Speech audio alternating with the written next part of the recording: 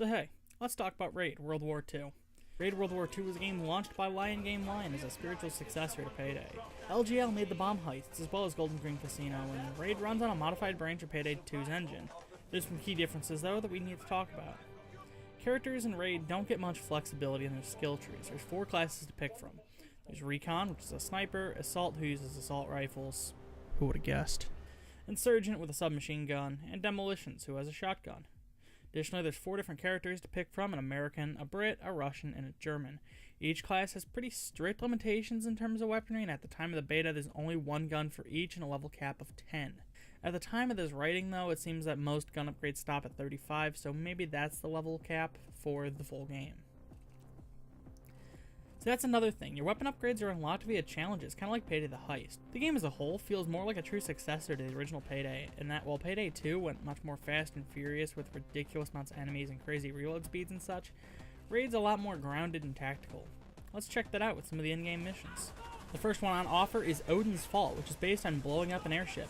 This is very much like the types of missions in Payday 2, and it takes a lot of inspiration from that game's heists. The main differences in Raid, though, is that there's no Bane. Your other teammates explain what to do next instead of some unseen vaping man.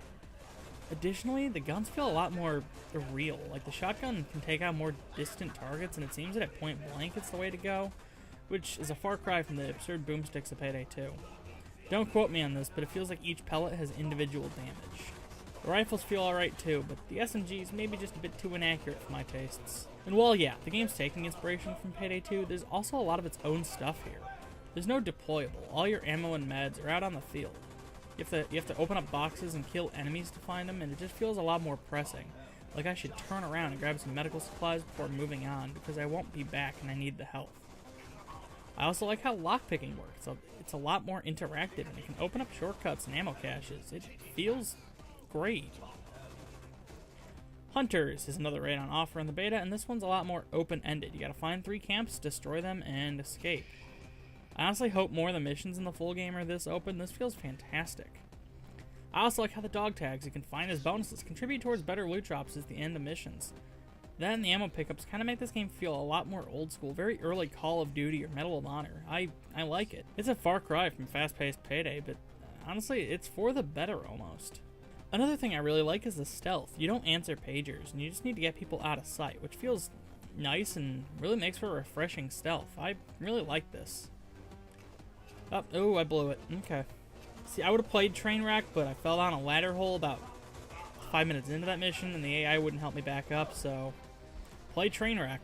I don't know what it's about. I can assume some things, but I don't know. So yeah, by all means, this game is not perfect. A lot of it really is just a copy and paste of a lot of the same movement, gunplay, etc. from Payday. And that's not a bad thing, it's just a slightly disappointing thing. It's also disappointing that control rarely shows up in the game proper. It's usually this lady, Mrs. White, who just explains things, and John Cleese's character only shows up in promotional material. I kind of wish he had a more active role in the game, although I get why that's not the case. The beta also offers very little gameplay for what it's worth, maybe just over a few hours unless you switch classes. But Lion Game Lion promises that there will be frequent updates to the beta until the game comes out, and that the full game will have plenty more raids and a lot of new guns at launch, with a lot more coming down the road. For what it's worth, Raid World War II is a decent game. And that's about it. My final verdict is to keep your eyes peeled. If you own Payday 2, you get to play the beta for free. But at launch, it's me $35 with a slight pre-order sale, and owning Payday 2 gets you a bigger discount. The deluxe edition of Raid also comes with the Ultimate Edition of Payday if you don't already own that, so that's another little bonus. You pretty much get Raid for about 20 bucks.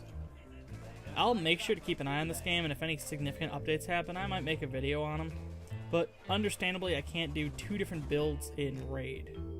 Though that does give me an idea, but that's for another video. Till then, see you around. If you like my videos and you'd like to see more as they come out, you can always subscribe. Social media links and Patreon are in the description.